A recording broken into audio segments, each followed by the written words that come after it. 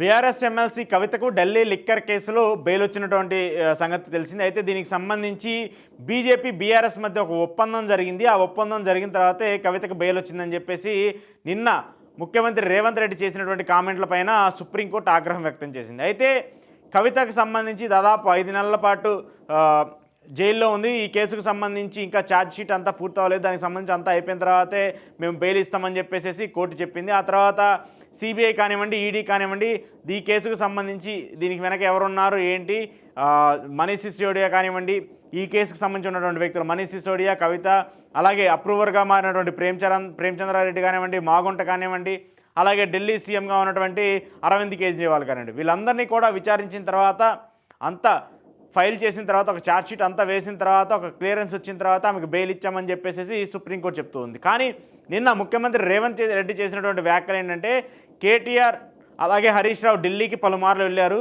అక్కడ బెయిల్ గురించి బీజేపీతో చర్చలు జరిపారు. పార్టీని విలీనం చేస్తామని మాట ఇచ్చారు. పార్టీని పొత్తుకిస్తామని చెప్పేసి మాట ఇచ్చారు. అందుకే దీనికి సంబంధించి మొన్న వారంలో క్లియరెన్స్ వచ్చింది. బీజేపీలో బీఆర్ఎస్ విలీనం కానుంది కాబట్టి క్లియరెన్స్ వచ్చింది కాబట్టి ఆ నెక్స్ట్ వారంలోనే కవితకు బెయిల్ వచ్చిందంటూ కూడా రేవంత్ రెడ్డి వ్యాఖ్యలు చేశారు. దీనిపై సుప్రీంకోర్టు చాలా ఆగ్రహం వ్యక్తం చేసింది.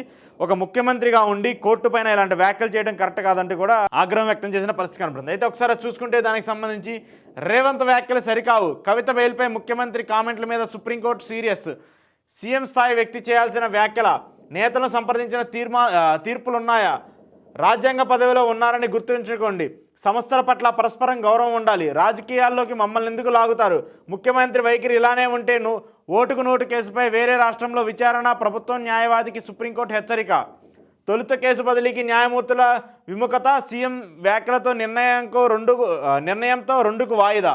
ముఖ్యమంత్రి సీఎం రేవంత్ రెడ్డిపై సర్వోన్నత న్యాయస్థానం ఆగ్రహం వ్యక్తం చేసింది. ఢిల్లీ మద్యం కేసులో కవితకు బెయిల్ ఇవ్వడంపై బుధవారం నాడు రేవంత్ రెడ్డి చేసిన వ్యాఖ్యల మీద సుప్రీంకోర్టు తీవ్రంగా స్పందించింది.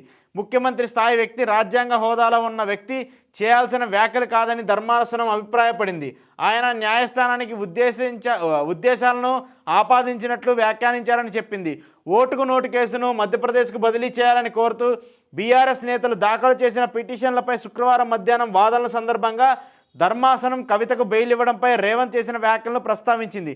తాజాగా లోక్సభ ఎన్నికల్లో బీజేపీ విజయం కోసం బీఆర్ఎస్ పనిచేసిందని, బీఆర్ఎస్ బీజేపీల మధ్య కుదిరిన ఒప్పందం వల్లే కవితకు బెయిల్ వచ్చిందని కూడా రేవంత్ రెడ్డి చేసినటువంటి వ్యాఖ్యలని సుప్రీంకోర్టు ఖండిస్తుంది. అంటే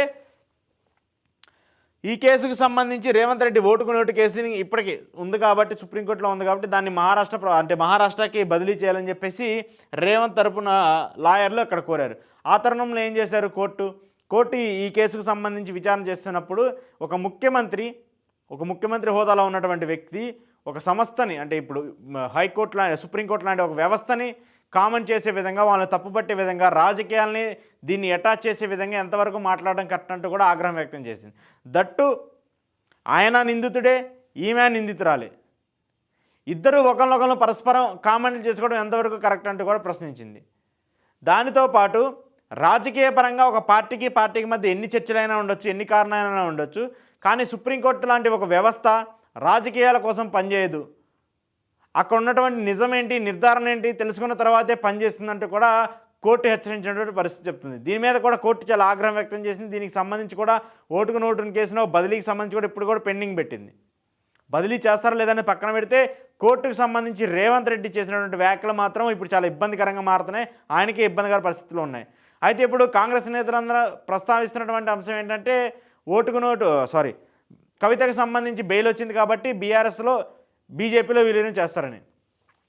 బీఆర్ఎస్ని బీజేపీలో విలీనం చేస్తారా లేదా అనేది సెకండరీ విషయం, కానీ కవితకు సంబంధించి మాత్రం బెయిల్ రావడం మాత్రము బీఆర్ఎస్ కార్యకర్తలు మాత్రం కొంత ఉత్సాహాన్ని తీసుకొచ్చింది. పార్టీ మళ్ళీ బలోపేతం అయ్యే విధంగా దృష్టి సారిస్తూ వస్తున్నారు. పార్టీని మళ్ళీ కేడర్ని యాక్టివ్ చేసే విధంగా దృష్టి సారిస్తున్నారు. కవితను ఫ్రంట్ ఎండ్ చేసి రాజకీయాలు నడపాలని చెప్పేసి కేసీఆర్ భావిస్తున్నారు. ఇప్పుడు కవిత బీఆర్ఎస్ పార్టీకి సంబంధించి ఒక లీడ్ రోల్ పోషించబోతుంది. కేటీఆర్, హరీష్ రావు ఇప్పటికే వాళ్ళు పార్టీకి సంబంధించి సంస్థాగతంగా చాలా కార్యక్రమాలు చేస్తున్నప్పటికీ కూడా కేడర్లో ఎంత ఉత్సాహం, అంత నమ్మకం రాలేదు. ఒక్కసారిగా కవిత బయటకు రావడం, పార్టీ మళ్ళీ బయటకు వచ్చి అంత యాక్టివ్ అవ్వడము, రోడ్ల మీదకి వచ్చి ప్రజలు ప్రభుత్వాన్ని ప్రశ్నించే విధంగా మారడంతో ఇప్పుడు కవితను ఫ్రంట్ ఎండ్ చేసి రాజకీయాలు చేయాలని చెప్పేసి బీఆర్ఎస్ పార్టీ భావిస్తుంది. సో ఏది ఏమైనప్పటికీ కూడా రేవంత్ రెడ్డి చేసినటువంటి వ్యాఖ్యలను మాత్రం తప్పంటూ కూడా కోర్టు ఆగ్రహం వ్యక్తం చేస్తుంది. బీఆర్ఎస్ బీజేపీ కలుస్తాయా లేదనేది రెండు రాజకీయ పార్టీకి సంబంధించిన అంశం, కానీ ఒక కోర్టుకు సంబంధించిన అంశం కాదంటూ కూడా ఆగ్రహం వ్యక్తం చేసిన పరిస్థితి.